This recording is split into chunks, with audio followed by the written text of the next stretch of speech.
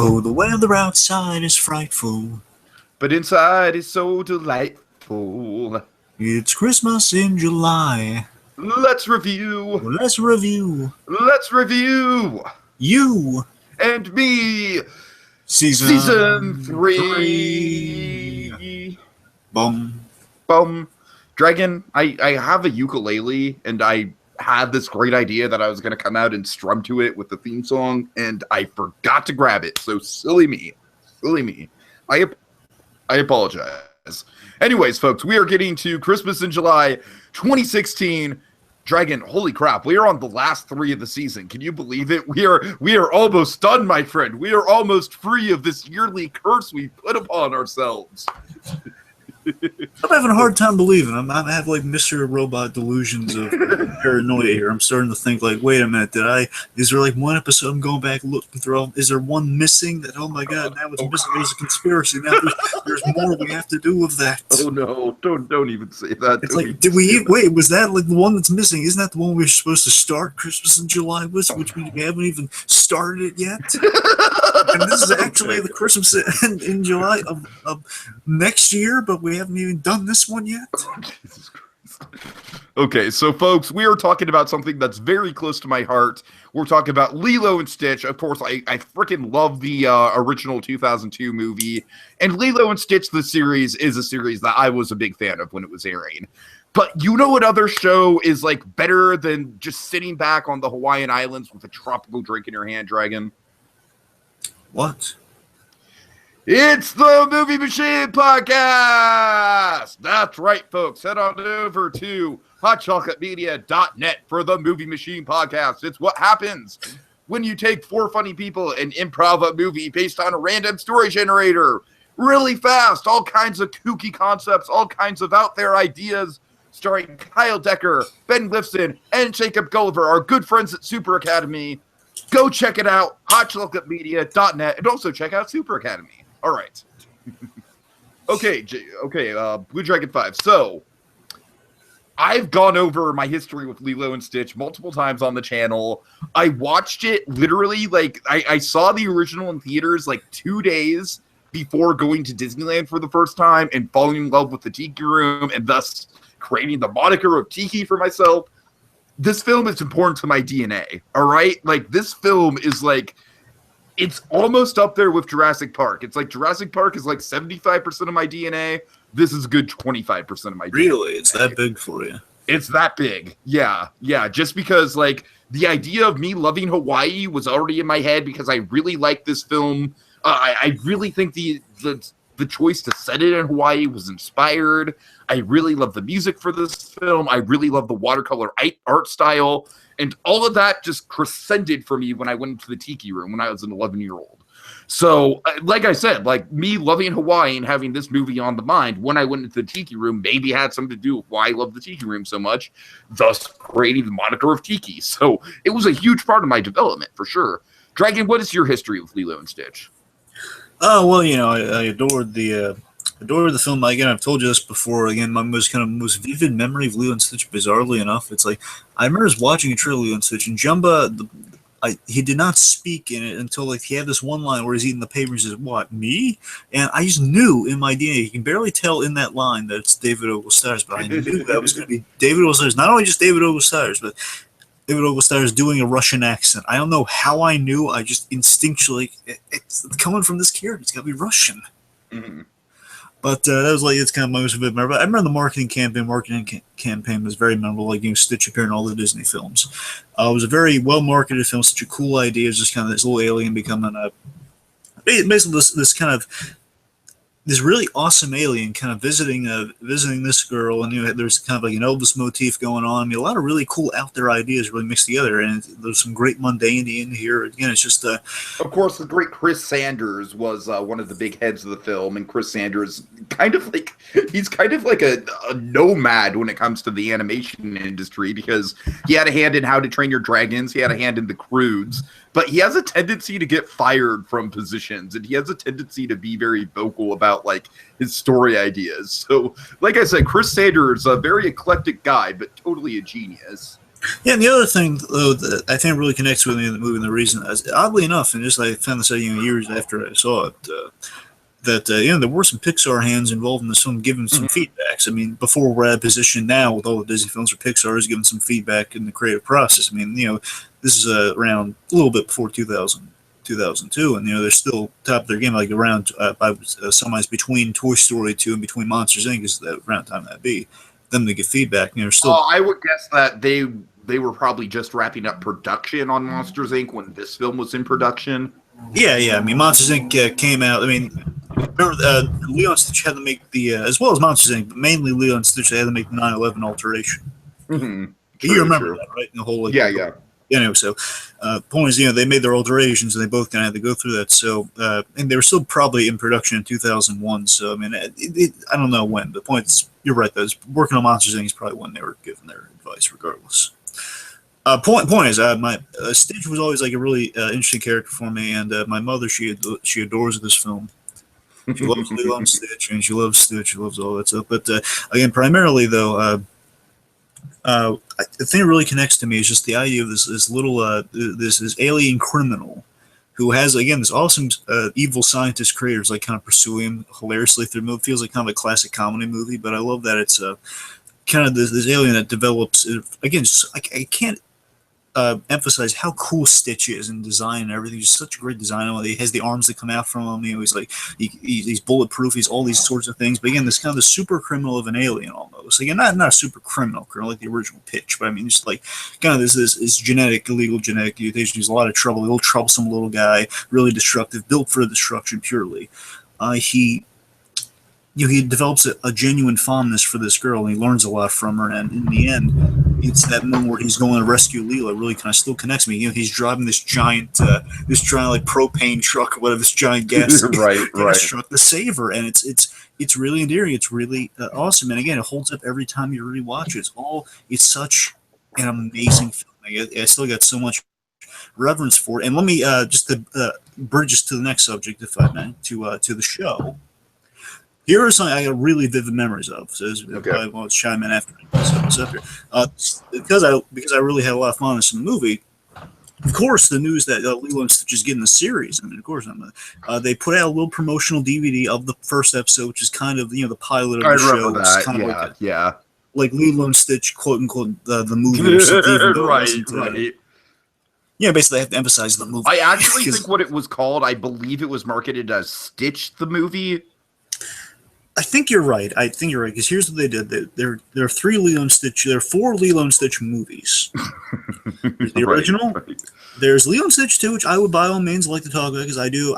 That people sometimes trounce the movie. I have a lot of nice things to say about that movie, Lilo and Stitch 2. There is. Well, I'm not. This is in the order they. Lilo and Stitch 2 is actually one of the Disney sequels I haven't seen. I should check that out. That is a good one. I mean, people. That still holds up. It has great animation. It has the best animation in any of the direct-to-video sequels. Okay, direct-to-video. Not. I'm not. If that's of course. Yeah. Anyway, so there's that. There's of course this one. The one that gave us the series, which is the Stitch the movie. You're right, T. It's Stitch the movie. Now I remember. Okay. Stitch the movie, and then there's Leroy and Stitch, which is kind of the finale of the series. It's kind of funny. Leroy and Stitch. It's kind of funny that they kind of bookended the series with 2 movies. Stitch the movie, which set up the show, and Leroy and Stitch, which ended the show. Mm-hmm. Right. And they're both decent films. And again, I love the concept of Lilo and Stitch series. That Stitch's number is 626, and they took a cue from Pokemon with this, but I appreciate it. And because of that, because there was a set number, because it's a really cool idea. I mean, it kind of in some way, I know it sounds strange, it kind of feeds into my gadget love. I love just kind of like a thing you can kind of catalog, sounds like kind of a set number. It's kind of like I hear you. It's Jumbo, our cool scientist character, can come up with all these other stepping stones that eventually led to Stitch. I mean, I love the concept of the series, and I love the ending of the movie. It's like all these experiments, they're kind of going all over that. And here's the most bizarre thing I remember. To get ready for this, I'm gonna love this.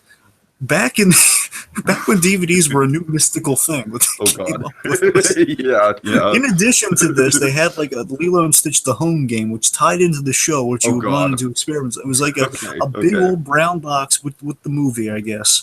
Where in the box you have like game pieces and stuff. You basically play the game on your DVD with your remote, and Okay. you track down the experiments and stuff. And the most vivid thing I can tell you about before we get into this, if I may, last thing, the thing very Pokemon-esque is that Of course. it was either in the Stitch DVD or it was in the game or something. It was this little checklist of the experiments on that, which blew my mind. As he was like, "Oh my god, I can watch the show and keep track of the experiments at home. This is awesome." Yeah. And it tickled me so much. And it was like such a fun idea. It's such a fun series. Lilo kind of helping Stitch's cousins again, keeping all in the family, all in the Ohana. I would definitely wager to say that this is up there with. I would even say it's better than Aladdin. I would say this might be the best Disney, like the best series based on a Disney movie. Would you say so? Well, I can tell you this. You mean TV series? Yeah. I would say it trumps the Aladdin show, but I haven't watched a lot of the Aladdin shows, so I can't really speak. I know the Aladdin show has a pretty big fan base, so I will say this though. This was kind of this was definitely kind of like when you get home from school, I would watch Lilo and Stitch on a regular basis. That I do recall very vividly. Like Lilo and Stitch was like a fun this is the one you could watch a lot of. I love the theme song of it. If I knew you was real, I completely forgot about how the theme song was. All the Tiki's in it. Yeah, of course. But again, really fun, just really fun show. Got a lot of good memories attached to it. I mean, one quick thing that we've mentioned before. Guess what, folks? Frozen was not the first Disney property to do a really good sister dynamic. Again, Lilo and Nani, I freaking love them to pieces. Would you let it go? And you know what? If Moana comes out and people are like, "Oh my God, I've never seen a Disney movie set in Hawaii before. This is groundbreaking." Oh, by the way, I'm just gonna scream. I'm just gonna throw my hands up. Hey, real quick, Tiki, did you see the new kind of overseas trailer of Moana? I have seen the Overtree. How awesome did that look? look? It's a lot better than the theatrical. Yes. trailer. How awesome did that look? How amazing was that animation? Oh yeah. I mean, it's only a minute long, so I didn't really feel like it warranted a whole podcast. I know, but it looked so cool, didn't it? I'm sorry, I'm just gushing over because it looked so beautiful. The hype train for Moana is definitely building, which is good because that's something that wasn't really happening with A Good Dinosaur. Anyways. Anyway, so again, pointless Frozen rants aside, you can have sister dynamics in both movies. It's just the fact that people are calling Frozen the first Disney movie to do it, which is bullshit. And trust me, I'm gonna gush over Nani. You know me. Nani might be like the closest thing I've ever had to a crush on an animated character. Oh, right? By the way, you know what's really cool? This show had all of the original. I can't recall if Ving Rhames came. I want to say he came back. He definitely did. Well, I mean, I know the character came back to you, but you sure? No, it was definitely Ving Rhames. Then no, that's official. Then every character from every voice actor from the movie did this show on a regular basis, which is awesome. Oh yeah. So again, this show is really, it was like, this is kind of like the afternoon show for you. It's like kind of I really don't even think the animation was that much of a downgrade compared to of course it's not as good as the original movie, but it's not a huge downgrade either. In many ways, it really is the best way to describe it. You hit it right on the money. It is kind of Pokemon, but for Disney, and it worked. And that's very appropriate considering Stitch is one of the most marketable things Disney's ever come up with anyways. So just throw one marketable thing into another fucking super marketable thing. Unfortunately, I don't think they made toys of all the experiments, though, which is a missed opportunity. That is a missed opportunity. Just think about it. They had at least 600. You know what they need to do? They need to fucking make a Pokemon Go game, but with the Lilo and Stitch experiments. Would you just play the crap out of that if you had it? Well, again, I remember the old Pokemon games. I don't know how the new ones go, but I hear it's a big thing. On my smartphone, I want to play Pokemon Go, but literally every time I try and boot it out, the GPS isn't working. But seriously, if you had the technology to just run around your hometown and try and track down Lilo and Stitch experiments, tell me you wouldn't do that. My one pet peeve with Lilo and Stitch is, and I can't remember if Lilo and Stitch corrected this. It's on. I hope it's still on Netflix. It was on for a time. I don't know, but basically the thing always bugged me. It only went for 2 seasons, and because of that, like you didn't get to see all 625. Yes, of course. But yeah, I mean, I'm willing. Give me the. I mean, to be fair, 625 episodes is a tall order. I'm saying you don't have to. Remember, there were a few episodes that did more than one. I'm just saying, give me all the experiments, though. I just wanted to see them all cataloged and introduced. Right. I hear you. Anyways, anyway, you know, there's also like a weird kind of like anime-esque spinoff. There's Stitch. There's the bizarre. I discovered that when I was doing research on that. I was like, what the hell? Anyway. I've known about that. Anyway, so point is, we're talking about Topper, which was the holiday-themed episode. Yeah, the experiment is appropriately 025. Very, very appropriate. Okay, and this, I'm just going to say it right now. Gantu fucking steals the show, and I can't wait to talk about it. I love Gantu in this one. Anyways, okay, let's get into it. Okay, let's see. So the way that after the very famous opening starts, Lilo is trying to teach Stitch the meaning of Meliklikimaka. Good job. Which, of course, I know Meliklikimaka so well from Christmas Vacation. Meliklikimaka. Of course, right. That's pretty much why I know how to say that. Also, Seth MacFarlane's rendition of in recent years I've been listening to on my holiday CD. Nice. Anyway, so again, so basically teaching Stitch, Meliklikimaka. I love that it's kind of education about Hawaiian culture in the holidays too. And Lilo and Stitch always does that, man. Lilo and Stitch is really good about Hawaiian culture. Yeah, and by the way, last night I just thought about the show, Jeremy. Meanwhile, we are going to dig into an episode, but some episodes probably don't hold up as well as we're remembering them. But I mean, for the most part, again, the show was really great. No, I mean, like not all episodes are great. I just think the show had a really consistent quality to it. Yeah. I mean, look, even Batman animated series. I mean, not every episode was a winner. Let's be honest. I mean, not wrong. They were still by standards of, with the exception of like kind of. Have you heard the great Steve Baskey's opinions about Batman the animated series? Why did I bring? I was like, okay, what? Now I believe Dragon's theory that Baxi is just trying to goat him. Anyways. Can we not? Come on. I apologize. Anyway. Love you, Steve. Yeah, so I love him, even though he spites me so often. Steve, why do you gotta be so brilliant? In my head, I gotta defend my love. Oh my god! It's brilliant in this aspect. I apologize for bringing that up. I don't want to even get into the whole Martha Wayne debates we've had, but let's. Oh dear God! It was before the movie. We had debates on. Good. Anyway. So, point is, Leo's teaching Meliklikimaka to Stitch. He's trying to, let's see, what's going on? Oh, right, she tries to show Stitch presents. As Nani's, he's trying to sneak a peek at the presents. Nani, then, as she's brushing her teeth, the theater comes back to Nani. Of course, Nani's just peeking out there saying, well, are you looking for gifts? And he says, no, we're practicing our, I'm sorry, you want to take us through some of this? Yeah, we're practicing our ballerina walking. You hate ballerinas. Again, I can't stress enough how much I love the Nani character. Seriously, one of my favorite characters in all of the Disney canon. I am not even joking about that. Nani is freaking awesome. Anyways, so I love Leela's line here. She's like, well, if I don't learn their secret toe walking techniques, how will I ever sneak into their ranks and subvert their routine? Gosh. If we weren't thinking Mr. Robot before this, I mean, come on. Jesus Christ. How did I know you were going to make that reference anyways? Well, because we talked about it at length before this conversation. So, Nani, I love this. She's like, Nani's like, well, it's a waste of time because I hid the presents extra good this year. Which I love this running gag in the show. Nani is terrible at hiding things. Right. So we see, and Leela has a really great line saying, "Well, it's as a sister, it's my duty and tradition to find the Christmas presents." Oh yeah. Again, talking about sisterly traditions and everything. Very good emphasis on that. I love that Lilo, she respects the line here though. Like basically, she tells Stitch, no, we shake them a little. You don't open them. Right. Leo's hoping to hear like a shrunken head in a box, and hoping it was going to be Myrtle.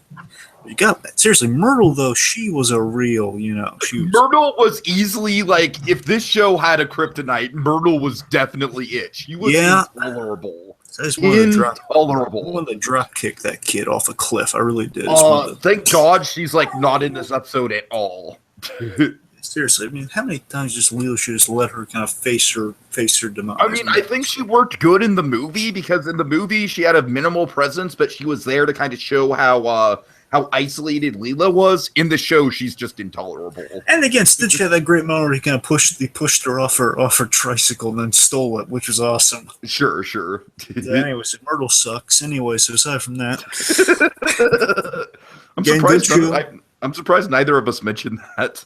So again, aside from Myrtle is like the obvious thing about the show that is like, yeah, no one can say that Myrtle's a good character. Again, just drop kick her off that cliff. Stitch is looking longingly out to realizing he can't go into the water. It's just like Myrtle goes out there and just like no one would know.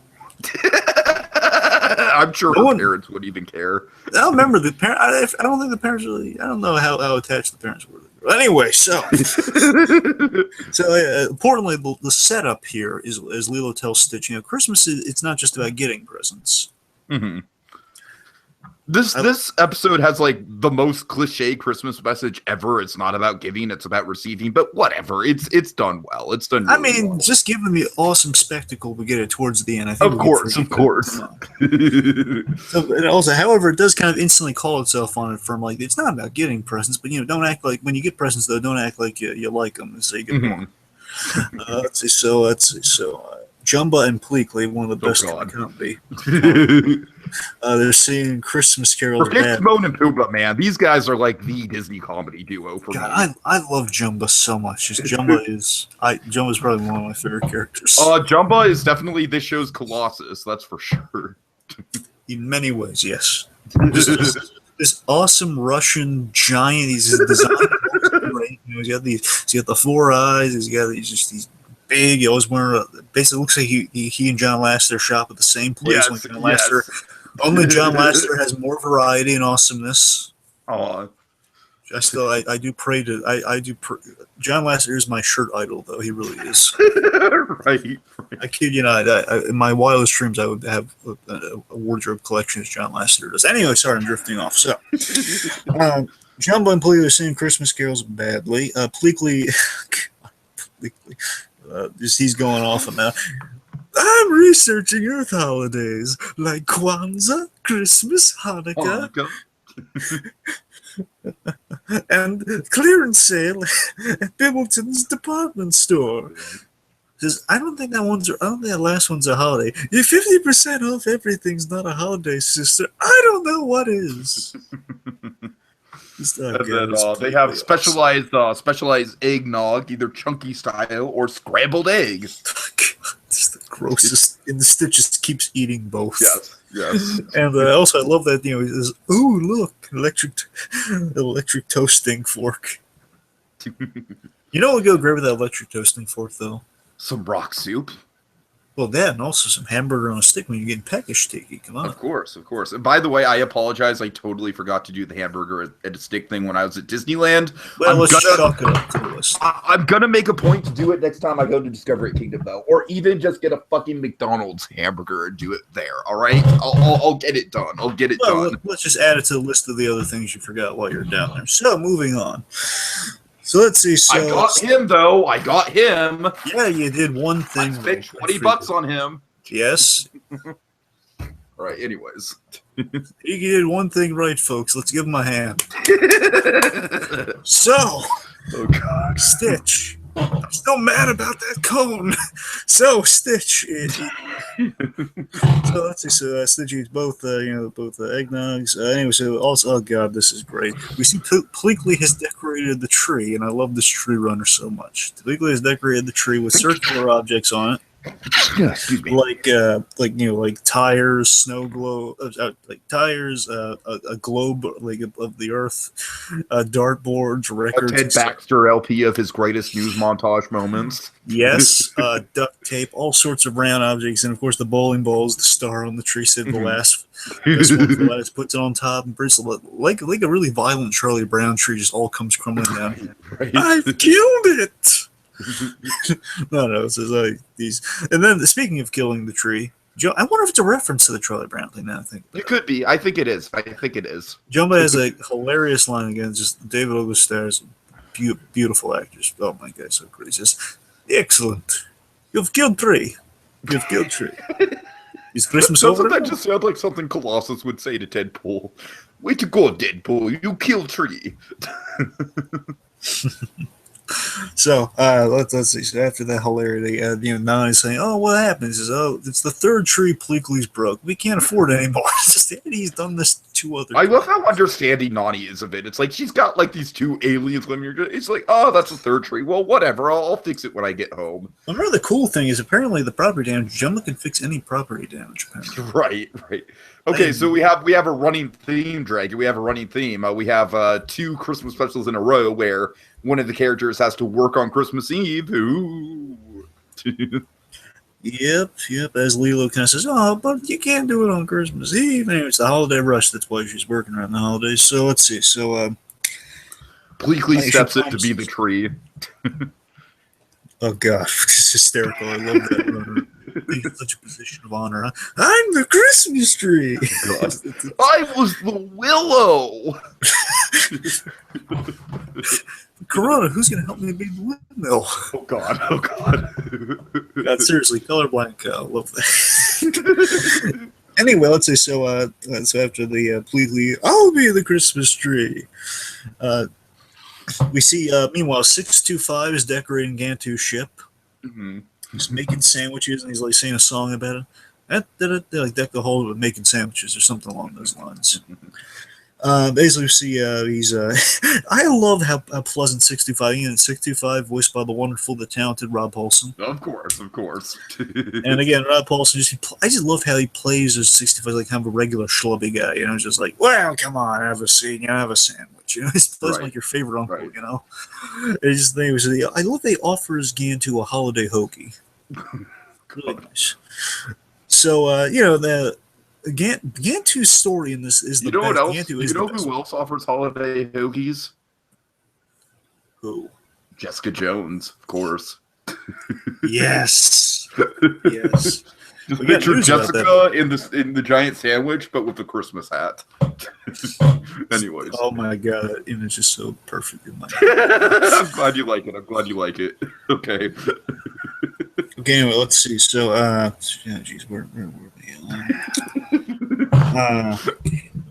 Sorry, I was trying. Oh, right. So, Gantu's story in this whole thing is the best. Thing. Gantu is like I think Gantu is one of the most amusing things that we've covered in this year's Christmas in July, just bar none. He is so fun. So, I love that genuine Gantu's thing is here. So, Gantu is, by some happenstance, he's gotten a dormant experiment pod in his possession. He's going to send it to Hamsterville. And he's going to send it to Hamsterville as a Christmas gift, and then 65 points out. Well, no, you can't just send it to him. You gotta wrap it up like a Christmas gift. And he gives Gantu an idea. Yeah, I just love the idea. Gantu genuinely just out of the show good faith. He's taking the time to just get things right. He wants to do Christmas the old-fashioned Earth way. Yeah, it's so funny. He really doesn't give a crap about Christmas. He just the ceremony of it all. He just wants to make it look like he's doing so well on Earth that he can even embrace the culture. Just to kind of give Hamsterville a really nicely presented gift, totally, which is nice. Let's see something, and then of course 625's line is, "Hey, everyone likes getting presents, even megalomaniacal rodents with illusions of galactic domination."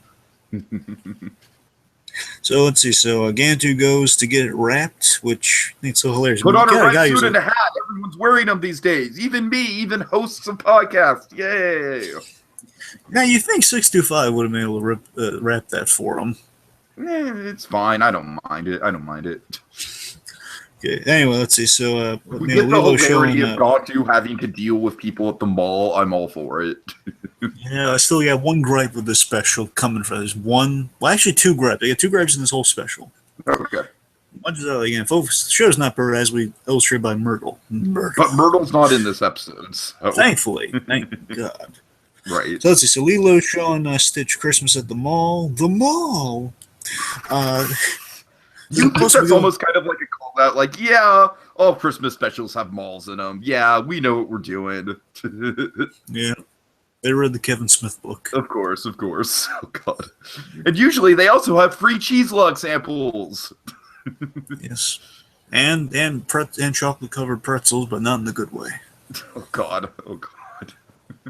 So, Jason Lee, gags aside, it's like saying, "Hey, yeah, you said free cheese sandwich. We see Stitch and Lilo. They're eyeballing some gingerbread cake, which looks delectable and awesome. It does. It does. Stitch just kind of decapitates one of them, and he's caught by the store manager. He then reattaches, and this is a nice gesture on this part. He like makes it like a little snowman head because he regurgitates it and then kind of like makes the snowman smiley face, which is a nice gesture. Anyway, Stitch is then joining in, basically pulling an Archie Bunker here. He's joining in the carolers saying la la la la la. I also, it kind of reminded me of Snoopy in the Peanuts movie when he joins in with the Christmas Time Is Here. Yep. Okay, let's see. So then, oh god, this is great. He kind of jumps in front of the kids in lines, whispering something naughty in Santa's ear. Polynesian Santa, oh yeah. Yep. Whispering something naughty in Sweet merciful Pringle, you're naughty. Yep, and then his Mele Kalikimaka attempt fails. Yeah, again, Lilo is not happy. He basically says, Stitch, she diagnoses Stitch with, you have a case of the Christmas crazies. Mm-hmm. Now remember, if you're bad, Santa won't bring you presents.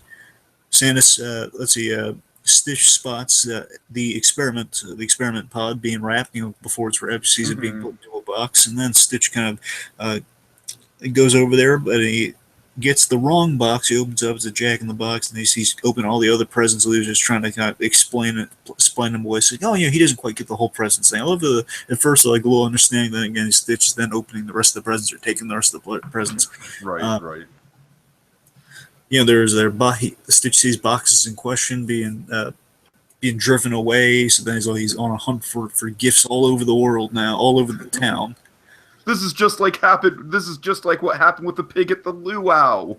Yep, and then Santa gives that's hopefully not going to be the fate of the pig from Moana. Hopefully not. Yeah, hopefully.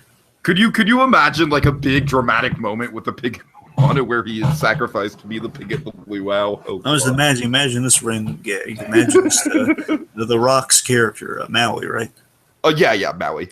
Imagine like this Moana saying, "Hey Maui, you see my cute little pig anywhere?" Just Maui saying, "No, but yeah, I'm just. You want some of this luau pig I got?" Oh God! Implying that the pig is. Oh God! The pig won't be marketed because it's. I've also got some monkey. This crazy family of documentary filmmakers gave me. Yes, it's the beloved pig characters now in this Tiki God's colon. Oh God! Just have a plushie of the pig character with an apple in its mouth. Okay, anyways. It's saying, shaved into the pig says, eat up. Oh God! Okay, we're getting off track here. Anyway, so pig eating aside. Let's see. So basically, Santa's giving a Polynesian Santa. He's giving a stern look to Lilo. Go easy on him. Yeah, basically, Lilo nicely requests Santa be easy on Stitch. Also, I'll remind you, I'm the good one. If you'll check your filings. Yeah, that's good. We have Gantu in the Santa suit, which is like a fucking amazing image. I will concede that might be the best image we have in the Christmas of July this year. I'll agree to that. I'll totally co-sign that. And oh my gosh, seriously, try to find that image taken for this video. I'll try my best. Gantu in a Santa suit is just flawless. And anyways, I love this though, guys. I love the mundanity of Gantu having to go to like a wrapping girl at the mall so she can wrap the box and right. And if she apologizes, I'm sorry, sir. She's not picking up on the fact that it's a giant whale guy, like a giant whale guy in a Santa suit. Is like not just a giant whale guy. I'm talking about I'm not talking about like Killer Croc or King Shark. Right? I'm talking about a giant whale guy who is 12 foot tall at least. Yeah, I'm talking. It looks like he's probably 18 feet tall. I don't know. Right. Giant guy. He says that. Yeah, we had an accident. A little blue accident. Oh God!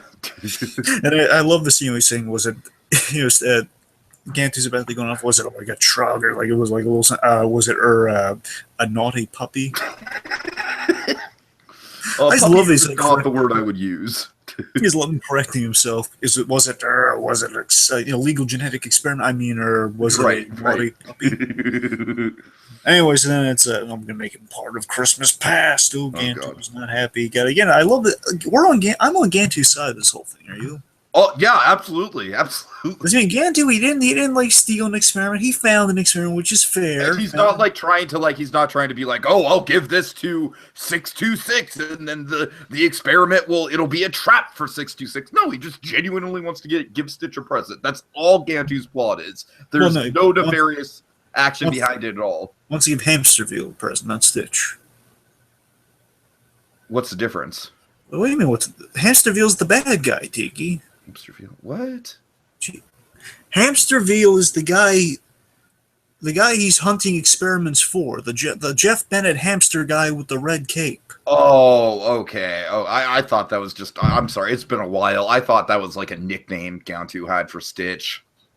No. I'm embarrassed. What sense would that... Why would he just let Stitch take it then, if that were the... Anyway. That's true. That's true. I'm embarrassed. I'm sorry. Fan of the show, my foot. Okay, so... It's been a while. It was a staple of after school, but it's been a while since I've been in school, all right? Yeah, I mean, it's I'm pretty a apparent. grown-ass man. Of any... Okay, anyway. So, sorry, folks, a little uncomfortable, I know, but Hamsterville, come on. So, Stitch's take is he's taking gifts and basically a Grinch-like montage of him taking it's gifts. Totally Grinch-like, yeah. Yeah, basically going down the chimney, he's getting to the mailbox, he's putting stuff in the dune buggy, Lilo's playing catch-up. So this sequence kind of bothers me. This is my first nitpick.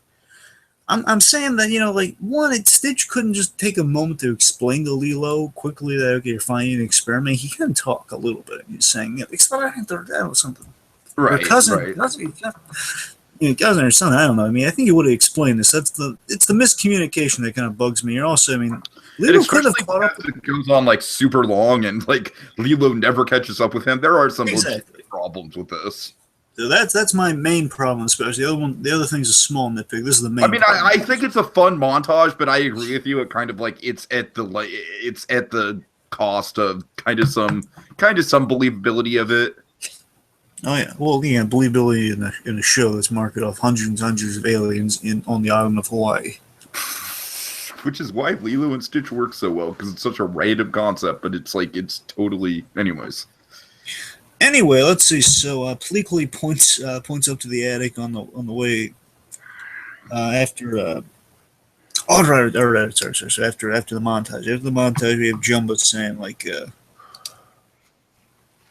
I'm sorry, I'm a little screwed up here. It's the little village. Stitch is on the little village in the montage, which is really awesome. He's charging the kind of Godzilla stuff. There's little yeah, decorated village. It's basically by the end of the sequence, it seems Stitch has stolen Christmas. That's what it seems like. Big old Grinch reference. So then Pleakley, Lilo she ends up home, and Pleakley points up to the attic. That's where Stitch is. And it looks like he did a lot of Christmas shopping. And he's keeping all of the gifts to himself. I love how Jumbo's just annoyed that he doesn't get a present. Yeah, he's just saying, I'm prepared to teach him to share his gifts with evil genius who created him. I just love the thing that he's about to blast them too. Then Leo says, no, he needs our help. And I know another entrance. I love the off-screen scuffle, all the hilarious shenanigans. Yes. Then Jumbo lands through the attic doors. I'm convinced is a Christmas Vacation reference of falling through the attic door. I can see that. Yeah. And then he says, again, all the Melancholy might also coincide, but then again, spoilers. So either way, he says, it's okay. I landed on my patuki. Oh God. So let's see. So Stitch is putting the experiment capsule. Is always a cool design from the show. And the movie, but the movie was bigger. We have an Indiana Jones kind of addict shot of all the gifts. It is Indiana Jones, isn't it? I didn't even realize that. You're right. So let's see. So the tube is soundproof, bulletproof, and most importantly, 626 proof. And Leo's question again: Why did Stitch do this? What's going on? There's some great character animation going on with Stitch, by the way. Some great pantomime animation going on. I love it. I love it whenever he goes into like the little ball shape. Remember, he holds his feet like the Sonic the Hedgehog ball. Yeah. Yes. Anyway, so then like Jumbo's speculating. I love this kind of classic thing this year. Jumbo kind of speculates an out there possibility than the actual possibility. Right. What is this? Well, maybe sugar plums dance in his head. Original program, more likely his original programming came back. And I love this. Jumbo wants to adjust. Time to make an adjustment. He grabs his giant mallet in the eye. Just the idea of like I'm going to whack him on the head and then he's going to be adjusted. Just again, brilliant scientist. Yet at the same time, he has his not so brilliant moments. And then Pleakley steps in. He steps in as the official Christmas tree and the peace ambassador. As the ambassador of goodwill towards men and the official Christmas tree to this house. He objects still, like hitting on it with a mallet. So we need to find out why, and then they take him to the brain analyzer on Jumbo and Pleakley's ship. We see clips. Oddly enough, this is a fun little reference to you. These are clips from the Lilo and Stitch movie. Okay, that's cool. Well, they're reanimated for the show, but these are direct reference to the show. Of course. It's like we see him driving the truck from the third act of Lilo and Stitch. He's surfing on the big dramatic surfing scene. That is Hawaiian Roller Coaster Ride is still one of my all-time favorite Disney songs, by the way. I fucking love the hell out of that song. Anyways, I'm sorry. Go ahead. And let's see. We see. Also, we see him eating the cake, which is the direct mark of like Mary puts like the cherry on the cake. Sure. So those three are directly from the movie, and then we all see him drinking from the toilet, which we did not see from the movie, but it's there.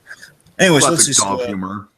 Yeah, he's doing all that sort of stuff. And then they see the last image. They see the most important image. Okay, they see Pod is put into a Christmas box. Hence, Stitch looking through all the boxes, playing Grinch. There, they all apologize a little bit. Oh, I'm sorry. Now we get you.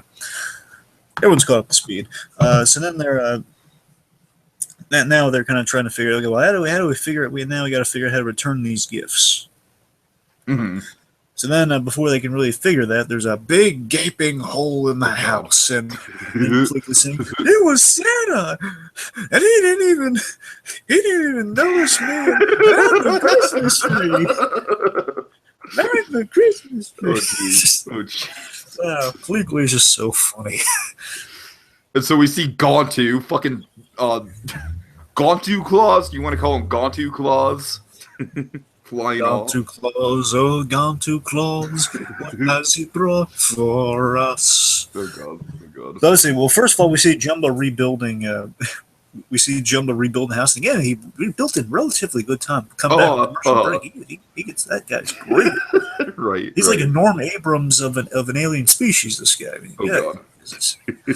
Of course, we know how much people love Norm Abrams. Sorry, little Freakazoid reference there for you kids. Anyway, so as Jumbo rebuilds, Jumbo suggests the presents to Pleakley. He says, "Oh, what does your best friend?" He says, "Well, maybe you need presents underneath you." And then Pleakley makes the realization. That your Christmas is about gifts, not the tree. To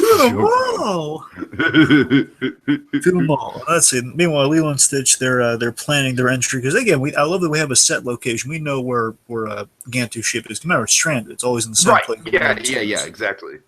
This waterfall area. And basically, that Stitch is like, well, we need it. Leo's saying, okay, we need a plan. And Stitch is gone. He's like, he's just charging towards the ship, and then just the walk, the incline going up there, just like slams right on Stitch, and 65 coming down as the beautiful rug pulls in your sand. Hey, stop with the noise! I'm trying to get a good holiday nap in.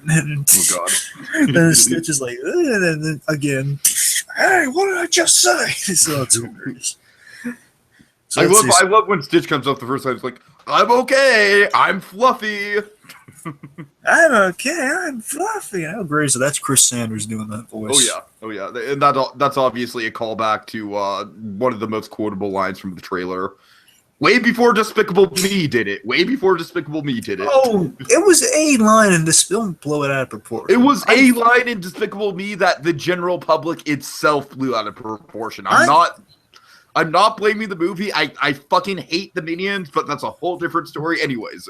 Hey, look, there is a catchphrase, "I'm fluffy" versus "so fluffy" in description of a fluffy toy in hand. Like, it's a different thing. It's literally like one word has changed. I'm sorry. Go ahead. One word, and the fact that actually, because Stitch uses that a lot in this series, is He does. "I'm fluffy." Anyway, so. Okay, let's see. So, meanwhile, we're at the mall saying you see Jumba in an elf costume. Yes. And then they spot Gantu claws. Look at me trampled. Yeah. Okay, you sound like you cut out for a sec. How about now? Yeah, you're fine. Good. Okay, so everyone points Jumba's like saying, "I don't want to be trampled." You know, he's so afraid of being trampled at the mall and all the holiday chaos. Mm. Let's see. So, meanwhile, 625. They break into the ship and they greet 65. They tie him up in Christmas lights and his eggnog spills on his head. Says, "Well, you're not Santa." And he tells him, Gantu, we took off with all the presents. I love his 65. He's not a fighter. He'll sell them out. No problem. Exactly. Then there's a phone call coming in because they all know the location. They all know the phone number. Jumbo's calling the ship, and then hey, it's for you. Then they answer, and Jumbo informs him, "Okay, Gantu's at the mall. You should get here fast." And then we see Pleakley fighting with a "Get your own gift." Oh god! It's specifically a Hawaiian shirt that they're fighting over, which I love. Which I would imagine would be a great surplus soon. Exactly. Anyway, so. Oh god. Anyway, so let's see. So Gantu, and here's my other gripe here. Gantu has to ask the rapping girl at the mall. I'm saying this is a contrivance. I'm not saying it's the end of the world or anything. I'm saying it's not as big as the other thing, but the fact that Gantu needs, he asked the rapping girl which gifts, which gift was the one she wrapped. I mean, first of all, there's a chance she would even remember. Sure. No. I mean, I know like a giant kind of whale-like Santa comes to you. Don't forget that. So I get that. Maybe that's why. But here's the thing that bugs me, too. Here's the big thing that bugs me. It's hilarious, but Gantu couldn't have looked through the presents and looked for the tag. He knows they had a tag. He had to request that tag be put on there. That's true. He would know. It's the one that says "to Hamsterville." All right. So, anyway, so let's. Oh, by the way, the tag's hilarious. You remember what the tag said? Not specifically, no. All right, give me one. Oh, from your space buddy. I'm sorry, I got it. From your space buddy, Gantu, have a cosmic Christmas and a nebulous New Year. Oh God.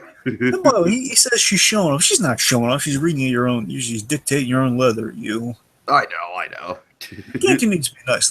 He needs to be a little more practical with his Christmas wrapping. I mean, give him points though. Like they could have easily turned Gantu into like this Scrooge, but they don't. In fact, I'd wager to say there's like fucking no Scrooge in this.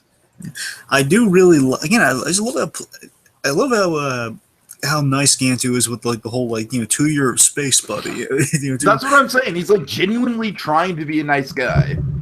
Yeah, he's also trying to earn some points with the boss too. Hamsterville's all in the very Lilo and Stitch episodes. Hamsterville yelling at him, saying, "Gantu, you are screwed up." Right. It's always just it's always Jeff Bennett in a funny accent yelling at him. So let's see. So after Stitch takes the gift from Gantu. Gantu's threatening him. This is a Jumbo had an awesome moment in this. Oh my god! He did. Or Jumbo then holds a gun holds the plasma blaster on Gantu, saying, "What do you want?" It's awesome. And then Pleakley's pointing out, "You're outnumbered," and then basically seals him like that cool. Remember whenever he shot people into capture him, they had like this cool trash bag looking thing. Yeah. Shoots him with the cool trash bag. Had like funny shenanigans going on inside that bag. As they're like, "Oh, you're hurting my branches." Oh god. So let's see. Then there's a fight and mainly a chase. It's basically Gantu chasing Stitch all around the place. Gantu's slipping on bulbs that are being thrown from a tree. Mm-hmm. Nani is asking the guy for a shrunken head at a stand somewhere. So, we don't have shrunken heads here. Try South America. It's not part of a Hawaiian culture. We have a kid who I'm like 90% sure is voiced by Rob Paulson. Yeah, it is, but also, how funny is it? Just the delivery from Tia just asking with all the sincerity, but also like so sheepishly asking for a shrunken head. I'm asking for do you guys have a shrunken head? Totally. Oh, good.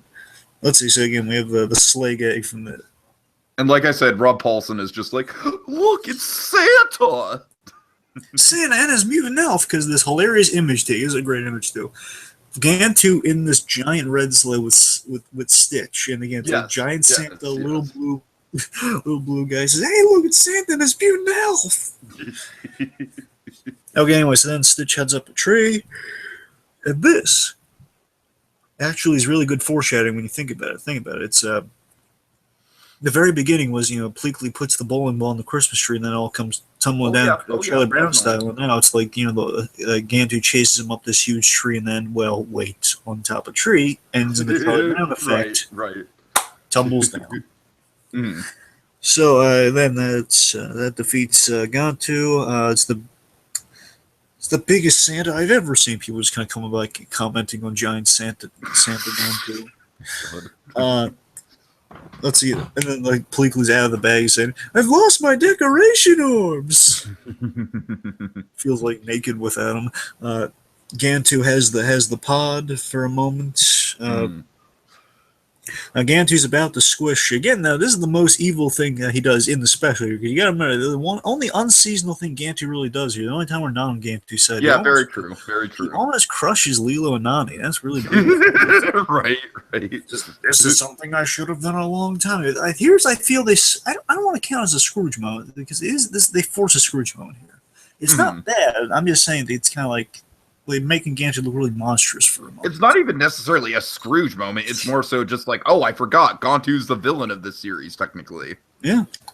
Well, again, in the end, he kind of redeems himself, so it all works out.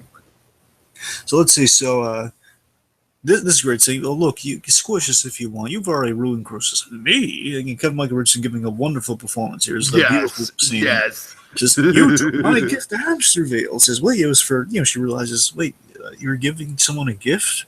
And then basically Leo kind of realizes, hey, Gantu's right. It's not about getting presents. It's about giving presents. Fucking Captain Gantu is the one who delivers that message. That's great. It's so nice. And then this little girl, this little girl asks the old Santa, "Santa, do you have a present for me?" Oh dear. I love Gantu saying, "Well, why you're like something along lines, you're like a pathetic Earthling. Why would I forgive you? You're a proto-Earth form."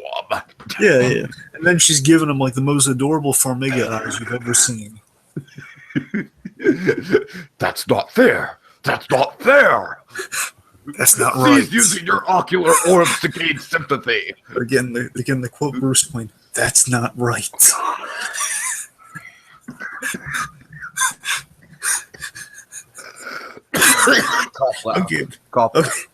Okay, but seriously though, the not fair thing, I love that kind of. Also, it's used in Maritile more. Basically, someone gives the ultimate sympathy card on her and says, "That's not fair."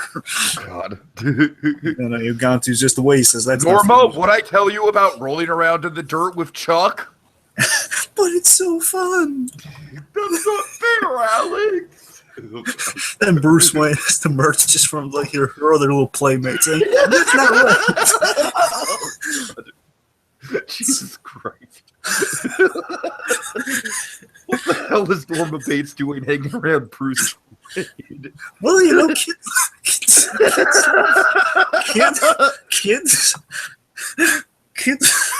say. Oh, Jesus Christ, you just took the fantasy off the rails. Okay, kids love Norma, that's why.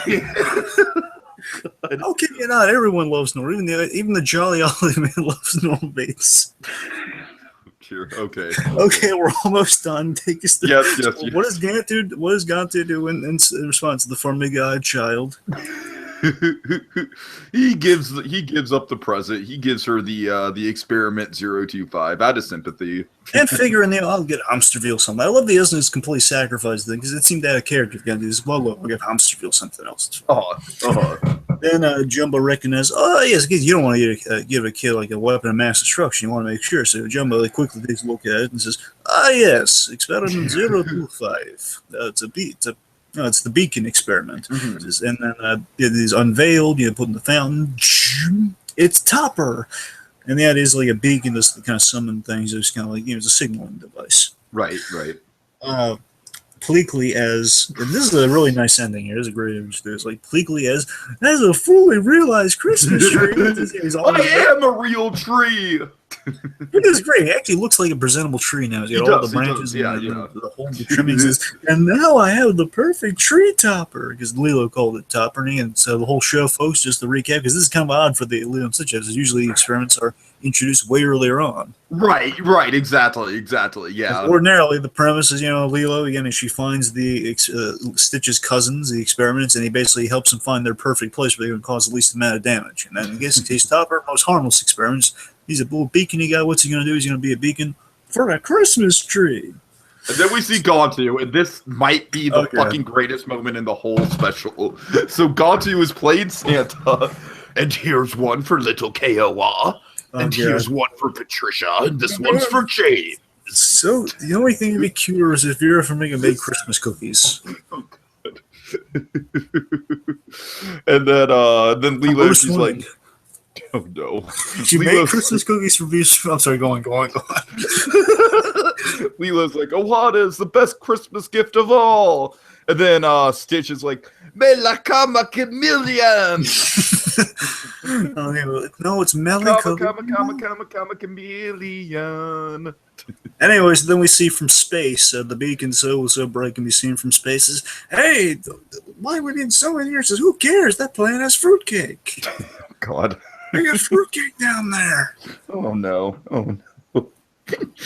I'm reminded of Bullock and his massive fruitcake cake.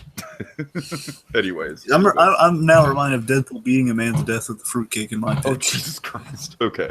All right. So that was Topper. And I've got to say, Dragon, I wasn't expecting a whole ton of lot out of this episode, except to be like, hey, I really like Lilo and Stitch. Let's have some fun with this. This is honestly, like, among my favorites of the year. If not in my top 5, definitely, like, in my top 10 of the things that we've done this year. Gantu is obviously the big highlight, of course. But then this special is really strong because it kind of fires on all cylinders, because you have Pleakley and Jumba, who are being really, really, really amusing. We have a pretty decent storyline with Stitch. Of course, Nani's. I don't know. It's like I just feel like I'm listening. Like, yeah, it's a good Lilo and Stitch special because these people are in it. But yeah, man, I tell you, I really just Gantu alone. Just the whole like. And this one's for Kiowa, and this one's for little Patricia. Just that whole moment alone puts it in the top 10 for me. I really, really like this a lot. Go ahead. Yeah, just Gantu kind of embracing the Holy Spirit in not fully getting it until the very end, but just embracing it trying to embrace it from the very beginning was a brilliant move on their part. And I got to tell you, going into this, rewatching, the only thing, because it's been years since I've rewatched the series, and I've seen the original movie, of course, many times. Of course, yeah. But it's been a while since I've watched the series, episodes in the series. Because again, unfortunately, it's not one of those DVD releases where they release them all on, officially on DVDs. You have to find it online or YouTube or something or another. But importantly, the only thing I remember going into this episode was the ending, because the ending was like such a fun image of Pleakley with Topper on. It's like, you have like again, I do remember a majority of the aliens. I remember Topper, and Topper's like he's a star. So, I mean, of course, you got to remember the Christmas special, because I remember the ending. That's all I remember. I guess all the stuff around this, thankfully, was pretty much satisfactory. And the only gripe I have against this thing is kind of Stitch not explaining his actions. That's really the only actual gripe I got from the thing. Okay, so tropes then. Oh boy, where to start? Hawaiian Christmas as special in a warm weather location. We kind of do one of those a year traditionally. Yep, Mele Kalikimaka. Yes. Different cultures celebrating Christmas. Yes, eggnog. Eggnog, yes, of course. Hiding the holiday hoagies. Well, I don't know. Is that really a trope? Sandwiches around Christmas time. Sandwiches, all right, fine. Fine, seasonal food. Happy seasonal food. Okay, fair enough. Okay, let's see. Like I said, hiding the presents in the attic. Yeah. Grinch. Mm-hmm. Yep, Grinch. Charlie Brown tree, a on lot the of Christmas tree. there's a Yeah. lot of Charlie Brown tree, and you put in the bulb on the tree, smash. Right. I've killed it. Dressing up as elves and Santa Clauses. Yes. Is that all over this thing? Hunting for the coveted Christmas gift, in this case, Of a course. shrunken. About the villain becoming jolly, I feel like that's the thing. Sure. Okay. Rob Paulson. I just want to throw Rob Paulson in. It's so true. Seriously. Here's one. Gift I wrapping. feel like he is in more of these than he is not. Anyways, go ahead. Gift wrapping. Yes. Going to the mall. Yeah. Like you said. Let's see. I was trying to think of some of the stuff Leo was trying to teach. The meaning of Christmas. Giving then receiving. Of course. Working on Christmas Eve. Mm-hmm. Yes. Holiday chaos and rush. Kind of a few shades of Black Friday before Black Friday was even a thing. Slipping on Christmas bulbs. Oh God, yeah. Again, some Christmas Vacation homages, clumsiness, and Totally. Jumbo falling through the thing and all that stuff. An unlikely character playing Santa Claus. Trying to get the boss a perfect Christmas. Trying to give the boss a present. And then, of course, you have Topper as like a great Christmas tree star. I'd say that's about it. Mentioned a fruitcake.